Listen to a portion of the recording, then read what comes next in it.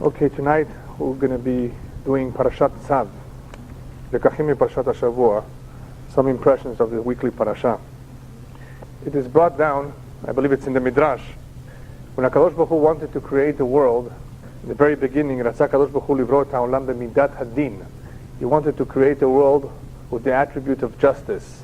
And what that means is that any time somebody will do something wrong, commit a sin, a transgression, and rebel against the will of Hashem, he would meet justice on the spot. The necessity of meeting justice on the spot is to correct the wrong. Things have to be perfect, things have to be correct. And according to this plan, there will be no room for flexibility, no extensions given, no opportunities to repair. Things would have to be repaired on the spot. After all, that is what justice does. It exacts punishment not because Hashem wants to punish. We don't therefore use the word punishment so much. There is a need here to correct a wrong. And that is what Midat Hadin would do. Had the world been created with Midat Hadin, as soon as somebody would do something wrong, then justice would be met. But the Midrash goes on to say that the world could not continue so. That the world could not continue to exist if it were created with this original plan. And instead, Shitef et Habri'ah b'midat harachamim. Instead of just creating the world with the attribute of justice, he combined it with the attribute of mercy. What that means is that, not that HaKadosh Baruch Hu changed his mind, but the reality is that justice really should be met. As I explained, it should be taken care of on the spot.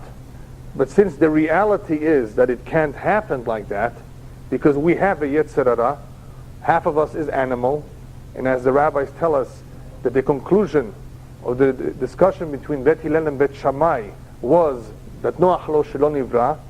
They had an argument, a discussion for several years whether it pays for one to have been born or it does not pay for one to have been born. What was their argument all about? The discussion had to do with what are the chances statistically. What is the reality? What are the chances that one will sin, one will succeed in life, or one will fail? There's so many opportunities to fail. The Yetzer Hara is so powerful that even though we are given the choice, when we're endowed with intelligence, we have a healthy neshama, nevertheless, the propensity for one to sin is greater than for one to not sin. And therefore, the reality says that Hashem cannot just allow justice to prevail and to correct the wrong on the spot, but Hashem has to combine midat harachamim, which means that Hashem has to allow for one to, on his own, repair what he wronged. And when we say that a man is given the opportunity to repair, what we're saying is that he may be given an extension. In other words, he may be given the time. Hashem may delay exacting punishment from him, which explains why many people do things that are not correct and it only appears to us that they're getting away with it, where in fact what is happening is called in Hebrew an orka. An extension has been given to this individual to fix it on his own, instead of having the midat hadin come along and exact the punishment from him. Repair is what we call today teshuvah. Another way that it could be repaired is what we've discussed in the past, that the Kabbalah elaborates a little bit more. It's something called gilgul. If things have not been repaired sufficiently in this lifetime, then another lifetime is given to this individual, another opportunity to repair. So we see that HaKadosh Baruch Hu, b'rachamav hagdolim, through his mercy, to the attribute of rachamim, allows one to repair his mistakes, hopefully in his lifetime. That is why in this week's parasha, I believe the Midrash says, what should happen to a person who committed a sin? So comes along Midat Hadin, says, Yamut, let him die. What does it mean that he should die? We think of death as something terrible. But in reality, what this Midrash is saying is, death is the solution. Death is the tikkun. Somebody has broken a crystal. You can't put it back with crazy glue. Right? It won't look the same. It may fall apart again. Certain things are very fragile. A chet is something very serious. So Midat Hadin says, Yamut, let him die. And through the death, he is able to achieve the best tikkun. Comes along the Torah and says, no, Yavi korban. There's another solution. Let him bring a korban. And as we explained a little bit last week, a korban is able to bring about the teshuvah, and the required solution for repairing the avon is within the korban.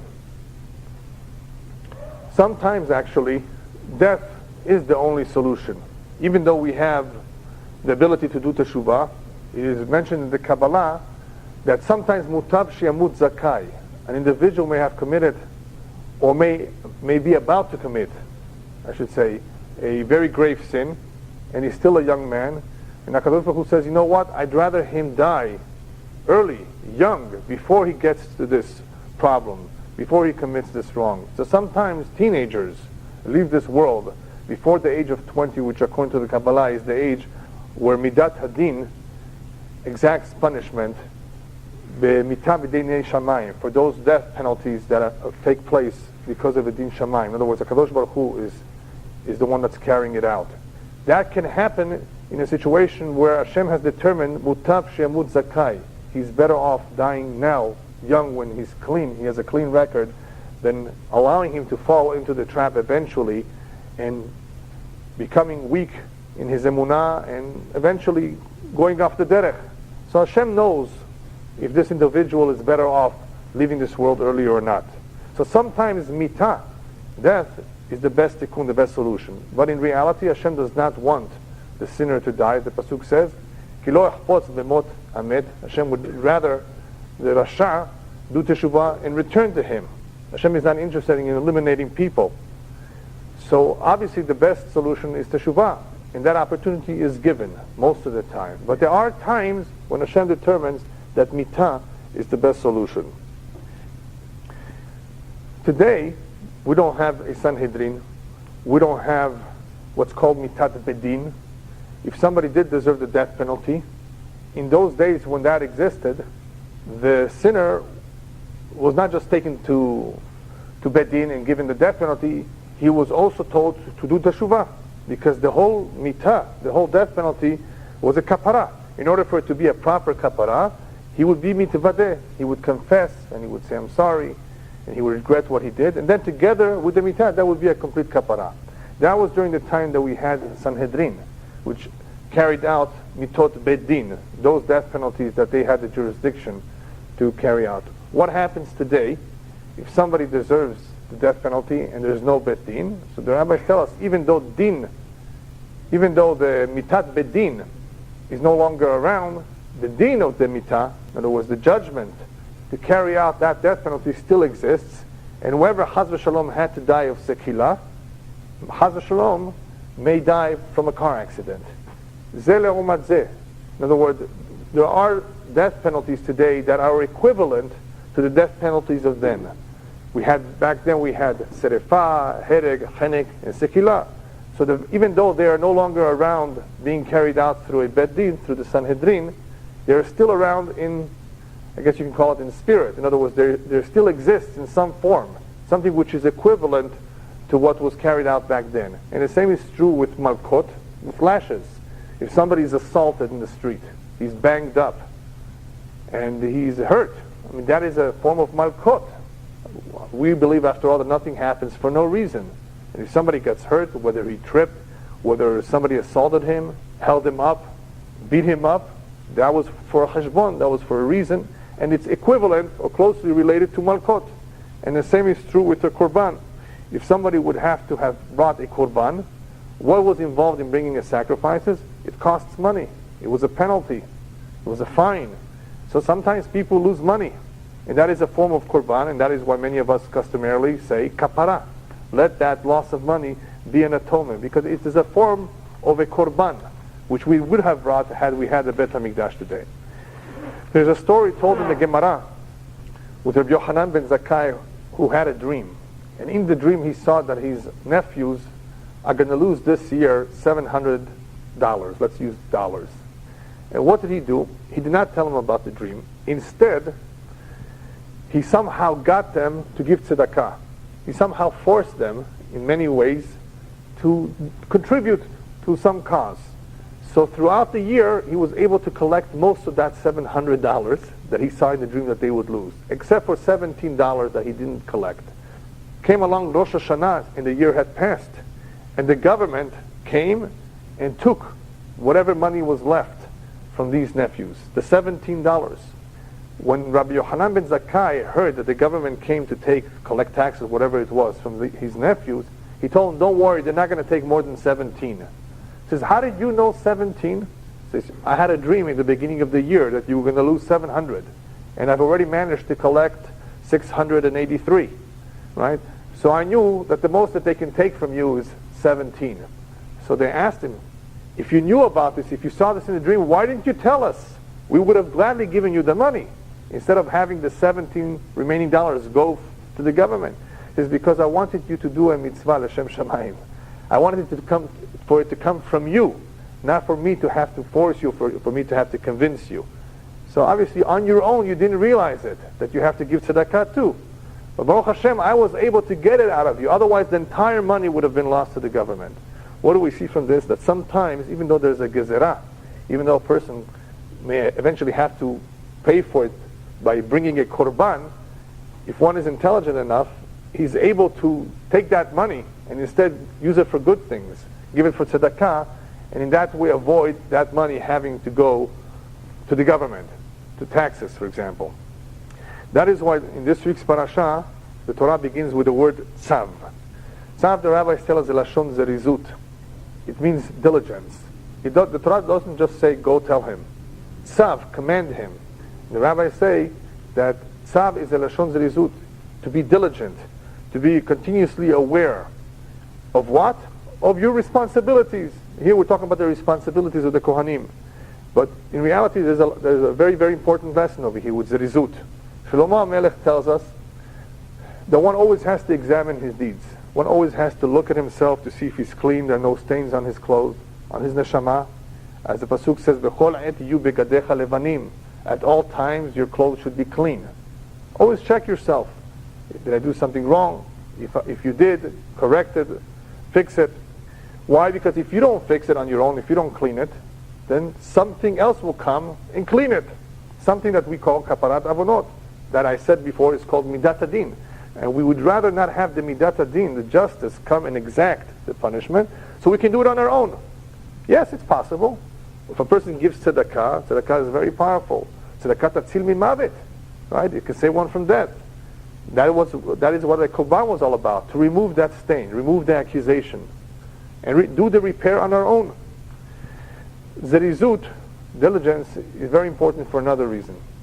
If a person is zariz, in the Sifrei Musar, the books that talk about the various characteristics that we need to develop and acquire, talk very highly about zerizut. Zerizut is a midah, is a characteristic that leads to other good characteristics. One who is diligent, he's not lazy. It allows him to progress, to advance in life, and to accomplish a great deal, not only in the material world, but in the spiritual world. But zerizut, one of the greatest benefits of zerizut is sheimona ta'uyot. If a person is continuously diligent, in other words, he's aware, he's conscientious, it will prevent him from committing mistakes.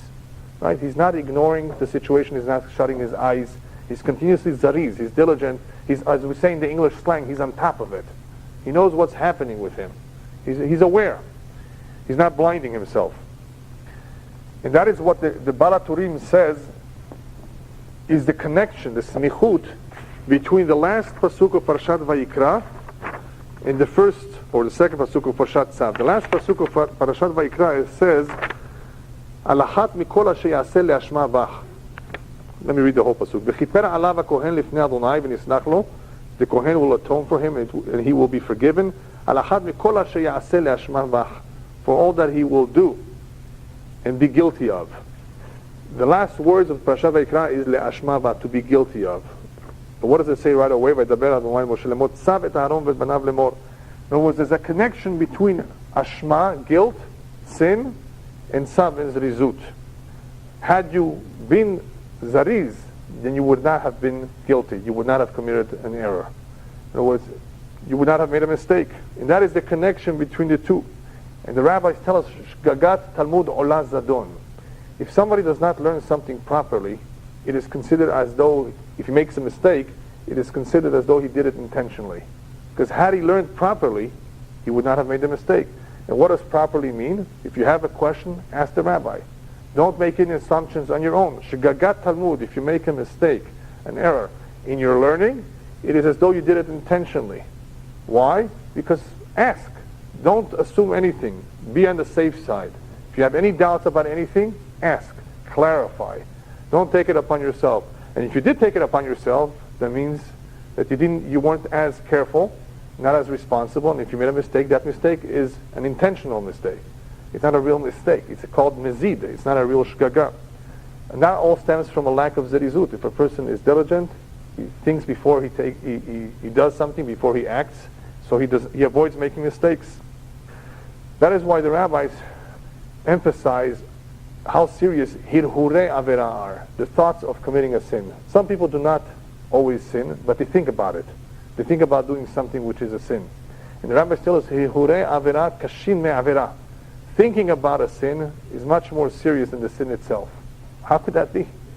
Thinking about something, even though you don't do it, is more serious than the actual sin. They say yes, because it is because of the hirhurim, because of the bad thoughts, that you were led to commit the sin to begin with. Had you not had the thought, had you not had the desire, had you not thought about it, you would not have done it.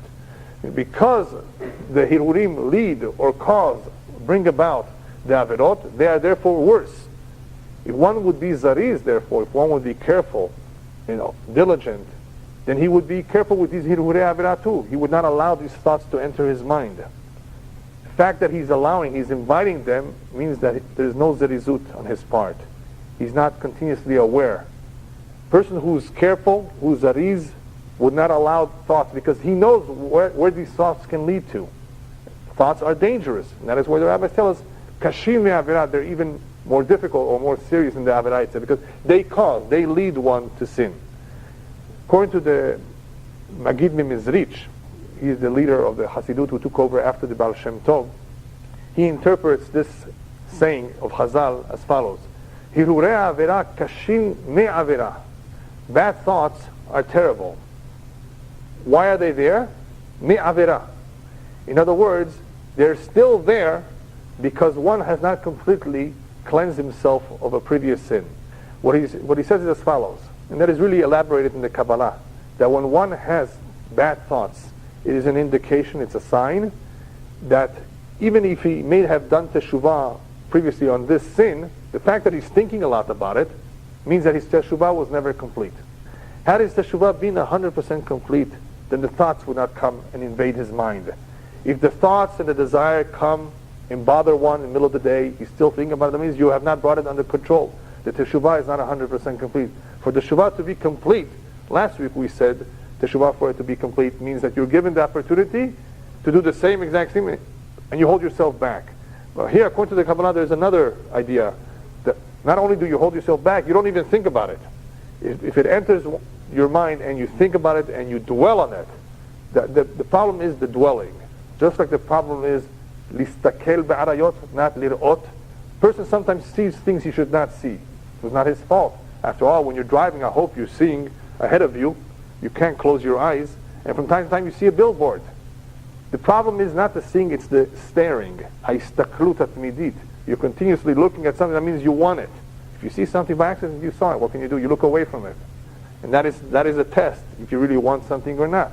Somebody goes after something, he thinks about it, dwells on it, that means that his teshuvah was never complete. He's still interested in it. If teshuvah is complete, it would not come after him. It would not invade his mind.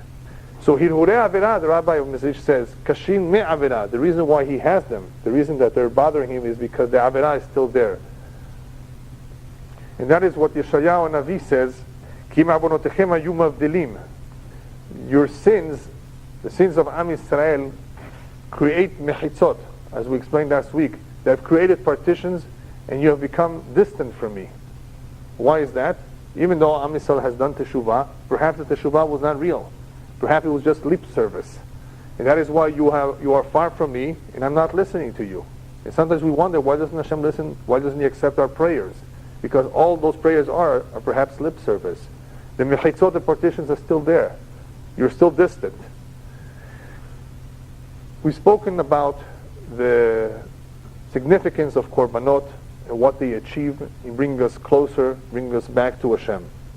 And Hashem accepts the korban. Hashem accepts the shuvah. But in reality, Hashem would have preferred that we do not sin and that we do not bring a korban. As the rabbis mentioned about a neder, if somebody wants to make a promise, it's not such a good thing. Because nedarim are very dangerous. If you make a promise and you don't keep it, you're in trouble. Do whatever you want to do without a promise. In other words, it would have been better for a person to do the right thing to begin with and not to do the wrong thing and then have to fix it. Obviously, that's the ideal situation. But anyway, what can we do? We're dealing with individuals who are human, who make mistakes, and now they bring a korban. Hashem says, you know what? It's okay. And there are different korbanot, there are different sacrifices, depending on what occurred. Hashem would obviously prefer that there should be no sacrifices, there should be no sin, except for one sacrifice, where Hashem says, this one I want. This one is my favorite. This one I want you to bring all the time. Anybody know which sacrifice that is? Korban Todah. A sacrifice for giving thanks to Hashem. Thank you. Thank you for coming home safely. That is why we say Hagomel, right, when we come overseas by plane.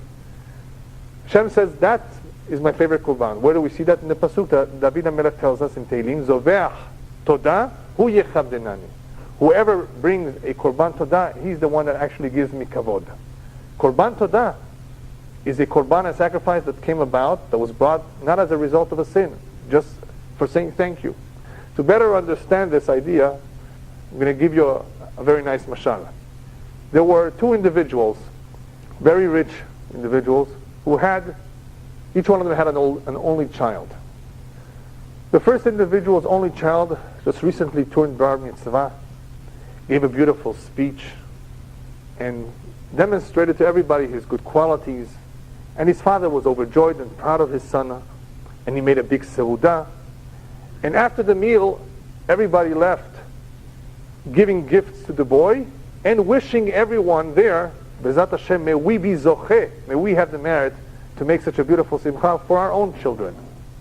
That is a quite normal thing for people to say after having been to a beautiful simcha for a good cause, wishing themselves to have something the same. Then there was this other individual in town who was also rich, who also had a single child. But this single child was a mischievous child, and he got himself into a lot of trouble, and the government was going to put him to death. But because the father was so rich, he was able to spend all this money to spare his life. And he also made a seudah, and he also made the big meal, and he also invited people. What happened at this party, at this simcha? Nobody brought gifts. Not only did nobody bring gifts, nobody wished himself or someone else, may we have such smachot, right? May we see each other in such smachot, because this is not a simcha that you want to wish yourself to be in. The same is true with korban todah and the other korbanot. The other korbanot is for something wrong that happened. A sin was committed, and you're bringing a korban and asking for forgiveness. And Hashem says, okay, I accept, but I would rather have you not sin and not bring this kind of a korban. But korban todah, to say thank you, that is something which gives me honor. That is something that I always want. That is something that everyone should bring. I think last week I mentioned that what a het does is it furthers one and creates a distance between him and the Almighty.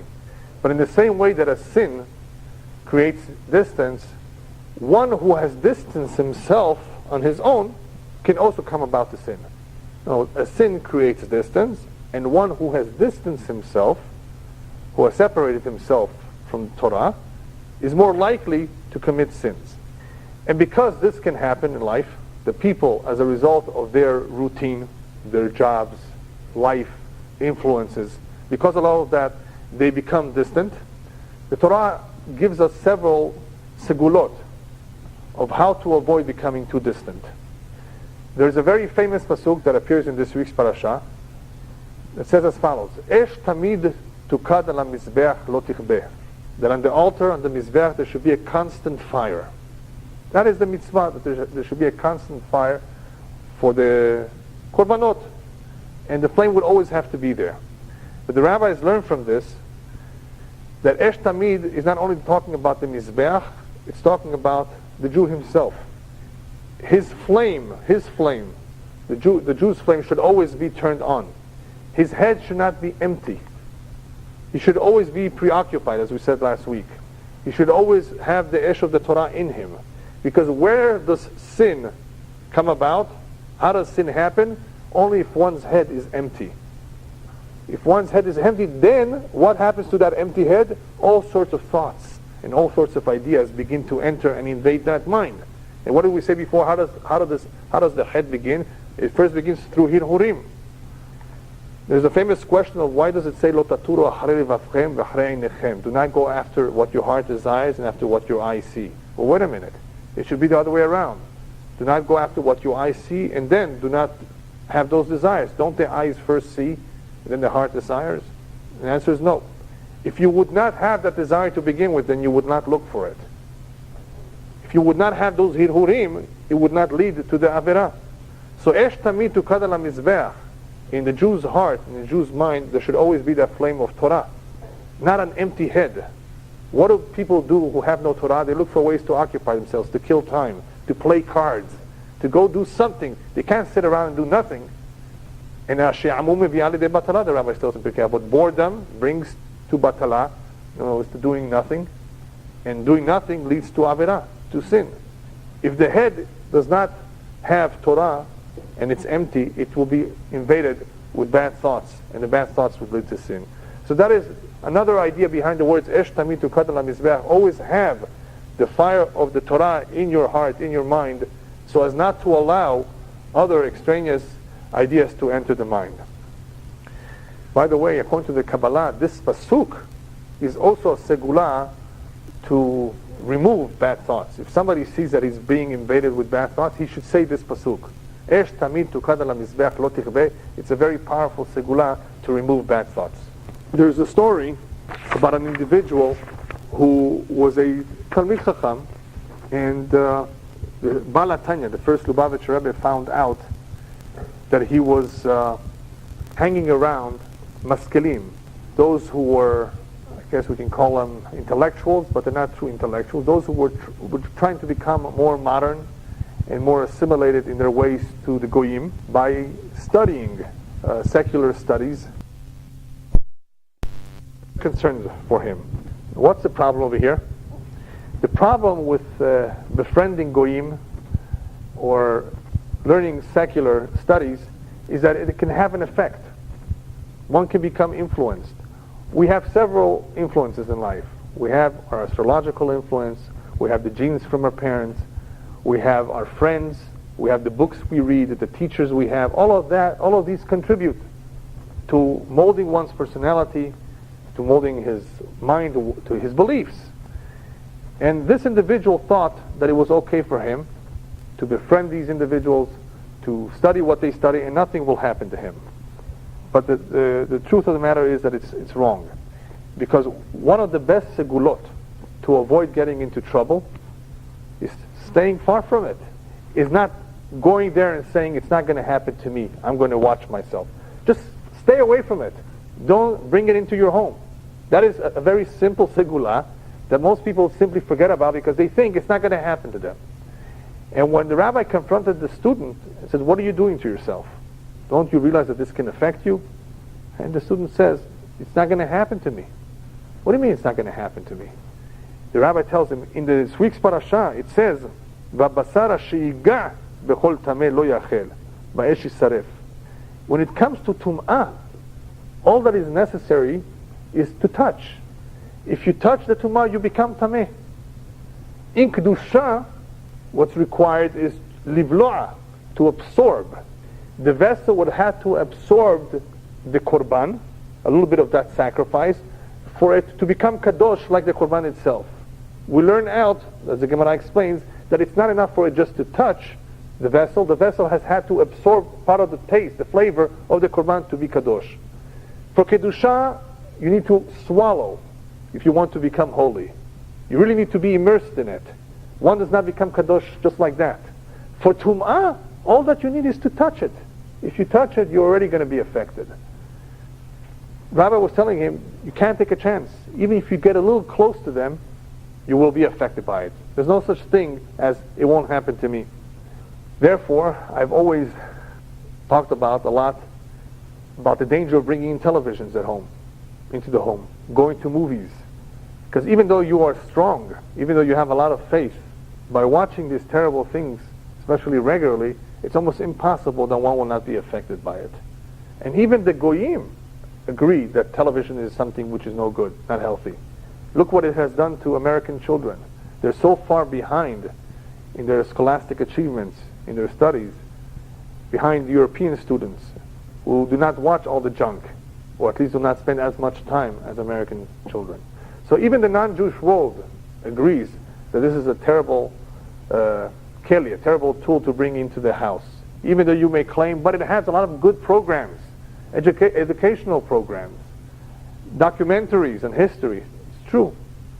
But I once gave an example of, imagine you want to buy a dog for your kids or for yourself because you love dogs.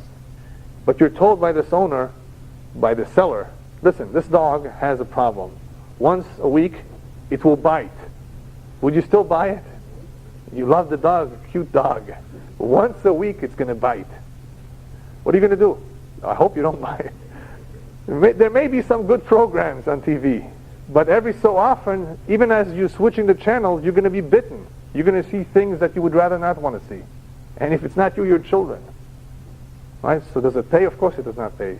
Asur to keep something like this at home. It's very, very difficult to control. You can't say, I'm going to control it. I'm only going to allow them to see this while I'm there. No, you're not going to stay around, and it's very difficult to control. So therefore, it's something that should not be in a Jew's home.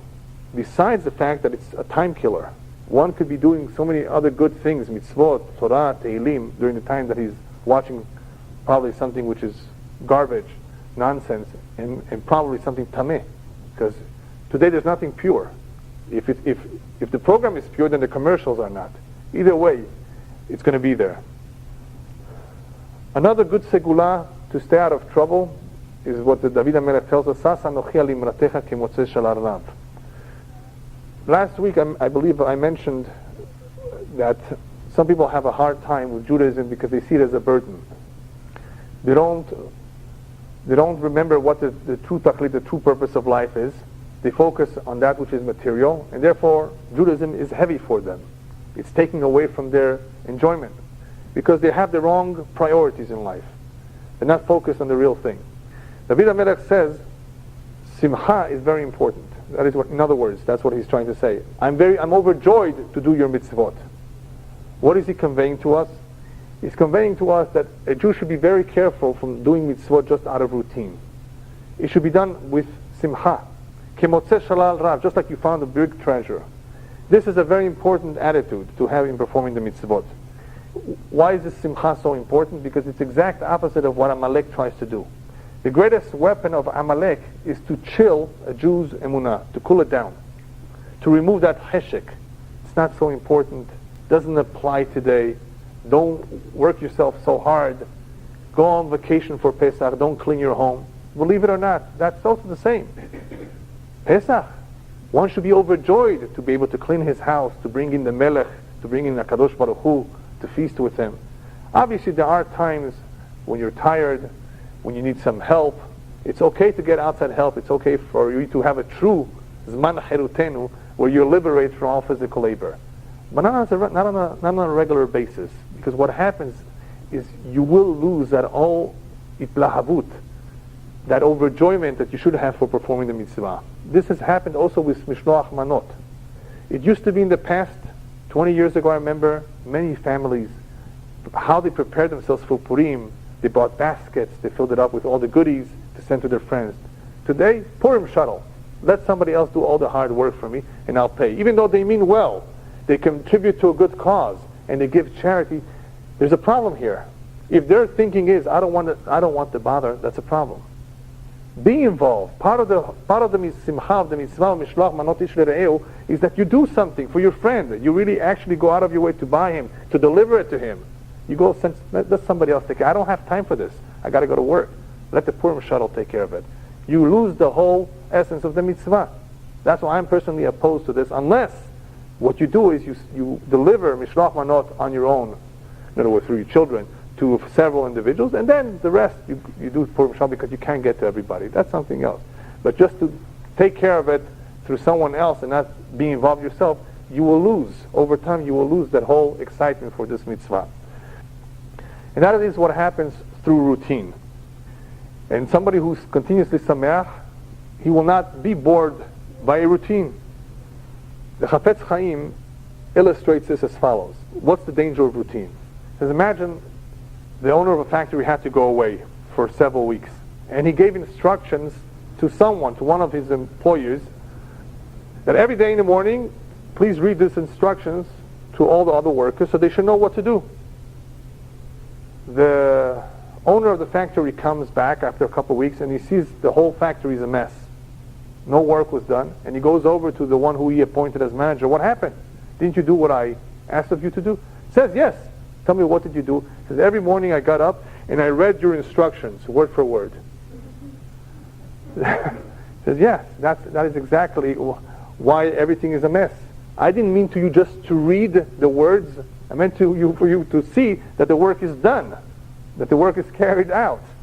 But that is exactly what happens when Jews act out of a shigra, out of a routine. It's just reading the instructions. The work cannot be done just by reading, by following a routine. Nothing is accomplished this way. Rabbi Yagen, alav shalom, told a fascinating story that some of you perhaps heard it from me, but it pays to repeat. He was once approached by a religious Jew. I think it was in Lawrence. And this religious Jew had a very difficult question. Rabbi, says, you see, I'm wearing a black yarmulke. I'm a religious Jew. I come to shul. Nevertheless, something terrible happened to me. My son, after he finished high school, decided to become a priest. He says, Rabbi, you see that Jew on the other side of the shul? He's my neighbor. He's observant too. He has a son that just finished high school too. And he went on to yeshiva in Eretz Yisrael. What is the difference between me and him? Why did my son decide to become a priest? And his son went in the real derech, continued on by going to a yeshiva. So Rabbi again told him, I cannot tell you 100% for certain why these things happen, but I can guess. He says, perhaps when you used to wake up in the morning early to go to pray and your son asked you, Dad, where are you going? You answered him, I have to go to Shachrit. When your son saw you building a sukkah and he asked you, Dad, what are you doing? And you reacted, I have to build this sukkah. When your son saw you performing some other mitzvah and he asked you what you were doing, you reacted, I have to do this. He heard from you all this time that you have to, you have to, you have to. Well, he decided when he grows up, he doesn't have to. Now let's take a look at your neighbor. When he got up in the morning and his son asked him, Dad, where are you going? He says, I'm going to Shachrit.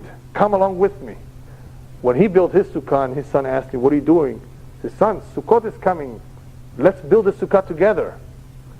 His son saw all the tlahavut, all the excitement, all the joy in performing the mitzvot. And obviously something stuck to him too, and he did the right thing. He went on to a yeshiva. He didn't see this as a burden. But when you did something without simcha, out of routine, then it became something difficult, a burden on you. Your child did not want that burden, and therefore he went and chose some other lifestyle. Excitement in performing the mitzvot is contagious. When a person is happy, he makes others happy. If one is sameach to perform the mitzvot, then his children most likely will also want to do the mitzvot. What do we do today that we don't have a mizbeach? So last week we spoke about the power of tefillah instead of a korban. But the rabbis tell us that just like back then we had a mizbeach, today too we also have a mizbeach, but today the mizbeach is shulchano shel adam. It's one's table where one eats. How is that a mizbeach? Well, if you invite poor people, then that table becomes holy and it becomes like a mizbeach. That is one way. A second way is if you say divrei Torah la shulchan. By saying words of Torah, then you're also sanctifying the table and it turns into a mizbeach. And a third way is by leaving over a drop, not eating all the food that's on your plate. And the Kabbalah explains this point as follows. When you have especially your favorite dish, you want to lick the plate. You want to finish everything that's there. If you leave behind just a little bit, that is considered a tzom kal, a slight fast, because you held yourself back from something you very much loved. In that way, you're also sanctifying your meal. sanctifying the table. And in the same way that a wrong thought would disqualify a korban, it would make it pigul. Some thoughts would disqualify a korban. If the kohen or the owners did not have the right thought, it would disqualify the korban. In the same way, the food that one eats, if one has the proper thoughts, he can elevate the food. And according to the Kabbalah, sometimes the food we eat has nitzotzot, has sparks of neshamot that need a tikkun.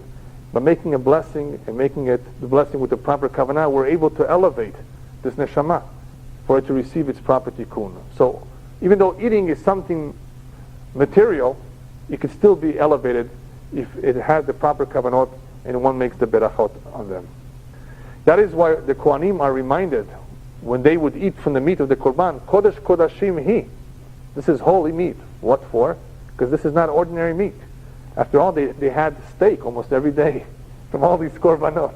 All this meat they ate, but they were reminded this is not just an ordinary meal. Kodesh Kodashim, this is holy meat. Be careful with it. We've spoken so far about the korban, a little bit about teshuvah. Now just spend a few moments about the sinner himself. The sinner feels terrible. Even though he's allowed to bring a korban, nevertheless he feels guilty, he feels bad. The Torah, understanding what's going on in the sinner's mind, is very careful and very sensitive to him. And we will see that this is also true with any Baal Teshuvah. The Torah Kedosha tells us that when it comes to Korban Chatat ve'asham, which are serious offenses, they're Kodesh Kodashim. They're holy. What's the significance of reminding us that these sacrifices are holy? Because one should not think that just because he sinned and now he's bringing a Korban, that he's a terrible person. His Korbanot, the fact that he's bringing them, are very important to Hashem. They're holy. And that is why the rabbis tell us, in the place where Balei Teshuvah are to be found upstairs, the greatest tzaddikim cannot be found. If somebody has done real and proper Teshuvah, he's elevated to a very high status upstairs. But not only upstairs, even down here. Hashem does not look down at the sinner anymore. Once he has taken the necessary steps of coming back, coming close to Hashem again, it says, Kodesh Kodashim, these korbanot, Chatat and Asham, which are serious offenses, are holy to me. In other words, you are important to me. Not only are you important, the Torah says, the same place where the Olah is brought, the Chatat should be brought. The Olah was not brought for such a serious offense. The Chatat was. And imagine if the Chatat would have to be slaughtered and brought in a different location. Everybody would know, oh, he probably committed a sin. It would be embarrassing. Hashem is therefore concerned with the sinner. Hashem says, don't worry. The same place where the Olah is brought, that is where the Chatat will be brought. What you're bringing is important to me. You are important to me. You will not be embarrassed. Torah is sensitive to the one who committed a sin, whether it was by mistake or not, regardless. And that is why we have to be very sensitive to Balei Teshuvah and not remind them, once upon a time you were part of the mafia, you were a gangster, you did this, I remember you back then in the bars. Right? You have to be very, very careful. Why should you be careful? Not only because you cannot embarrass a Jew, for another reason. One of the greatest factors in preventing many Jews from doing Teshuvah is the busha. They are simply ashamed or afraid of being embarrassed by their friends. What happened to you? People are very, very afraid of doing Teshuvah only because they're afraid that they're going to be embarrassed. They're going to be put to shame. So by embarrassing them, we're making things difficult for them. They may chas v'shalom fall back to their old ways.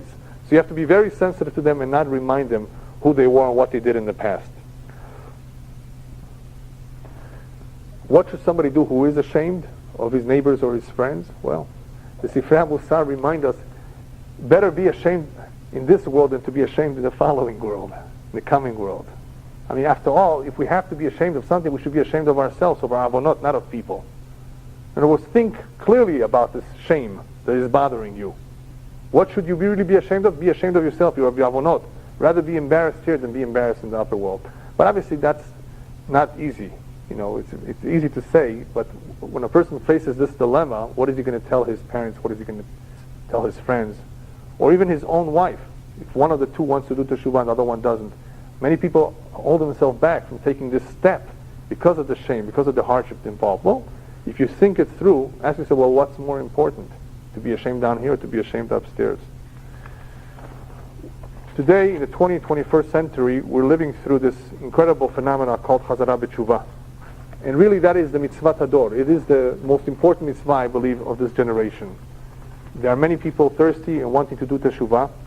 And those who are involved in helping others do teshuvah are doing the greatest and most beautiful mitzvah possible today.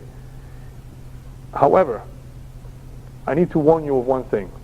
That if you want to be involved in this mitzvah and help others, you yourself have to be clean. One cannot influence others if he is himself not clean. Rabbis tell us, Dvarim hayotzim min halev nichnasim lalev. Words that come out of the heart penetrate the heart. When the words come out of the heart, if you mean them seriously, you can only mean them seriously if you yourself don't have that problem. You know the famous saying in English, practice what you preach? Right? If you're preaching something, you should practice it too for a very simple reason. Your preaching will not be effective if you don't practice it. It's not because you're a hypocrite. There's nothing wrong, I believe, with preaching, even though you're not 100% perfect yourself. Preach! No, but there's something else over here. Your preaching will not be as effective. Chabad.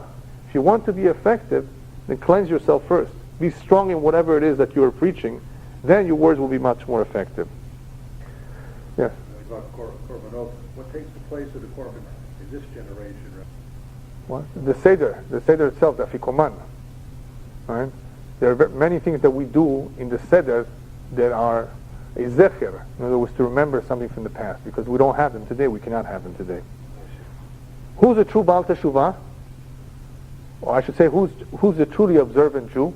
You might say somebody who performs the mitzvot, somebody that does things properly.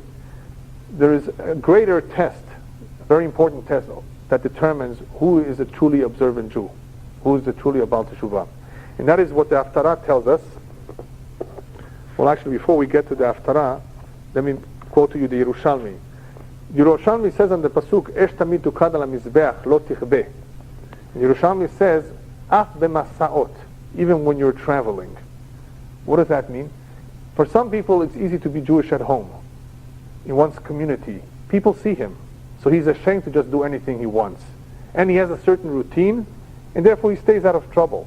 The big test is when you're traveling, and there are many people who travel long distances to Hong Kong and the Far East, and that is when they are exposed to all sorts of temptations. That is where their family is not there. That is where their friends are not looking at them and watching them. That is when one is truly tested to see if he's an observant Jew or not. Not how one is at home amongst his friends in one's community where people are looking over his back, where he is afraid to do anything wrong. Af b'masa'ot, the Yerushalmi says. Esh tamid tukad al hamizbeach.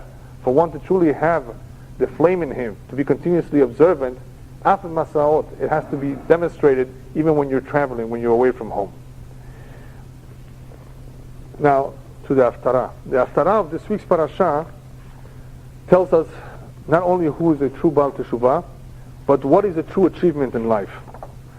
Money is not a big achievement. You may have inherited. Wisdom is not such a big achievement. It's a gift from Hashem. The regular Haftarah of Parashat Tzav. The regular Haftarah of Parashat Tzav says as follows. Ko amar Adonai al yithalel chacham b'chokhmato. A wise person should not take pride in his wisdom. Neither should a strong man take pride in his strength. Neither should a rich man take pride in his wealth.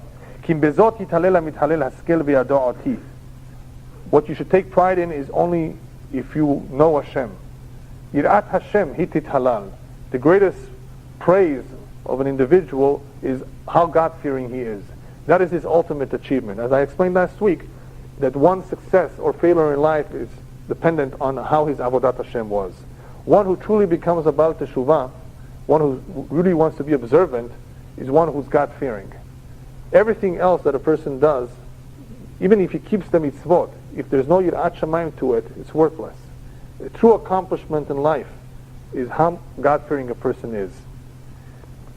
The Gaon of Vilna explains this pasuk a little bit differently. He says, wealth and wisdom is good, but it depends how you use it. If you use it for askel veyado oti, to know me, to worship me with them, then it's okay. Otherwise, they're worthless. I'd like to finish with a fascinating story that shows that even though one has gone off the derech, one has committed many sins, every Jew has a spark in him that can one day become an ish, can become a fire.